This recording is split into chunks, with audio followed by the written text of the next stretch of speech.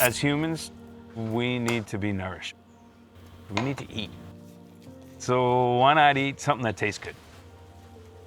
As a professional chef, what you learn is not only how to prepare something that tastes good, it's knowing those ingredients.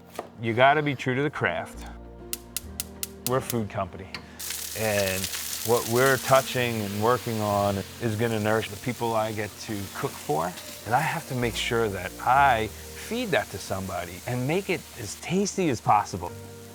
When we make delicious food and we put it in front of somebody, and you get to see people smiling and savoring every bite that you did, I did my job I needed to do today. That's the best. We have a duty to make sure what we're doing is the best that it can be and that we're producing food that is safe. That's our goal.